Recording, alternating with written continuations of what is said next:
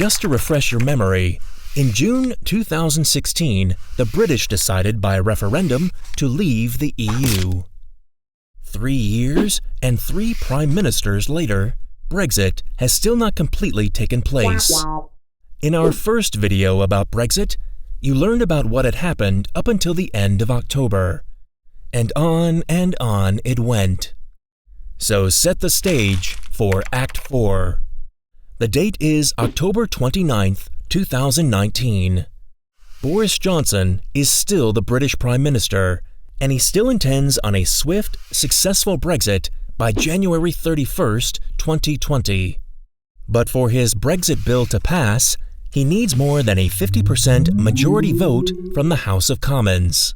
To get it, Johnson again suggests early parliamentary elections. By doing so, he hopes to find more backing for his plans from the House of Commons.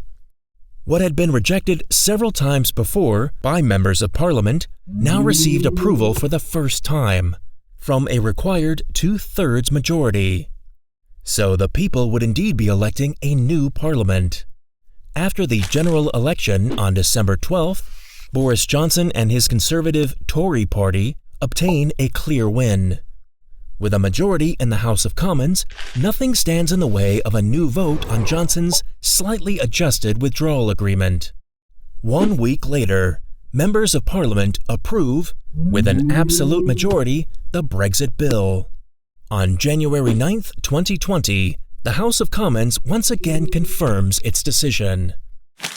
The British House of Lords, the Queen, as well as the heads of the EU, then give their okay for Brexit.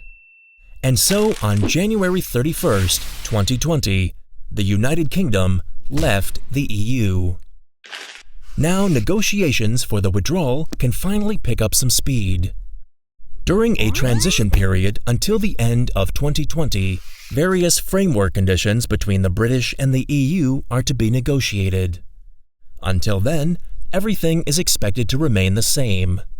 For example, EU citizens will keep their rights to live and work, and trade relations between EU countries and the United Kingdom will also stay the same for the time being. However, since the 1st of February, the British no longer have a say in EU committees.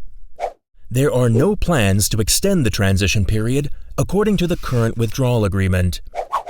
If those in charge are unable to agree, a no-deal Brexit is definitely still on the table.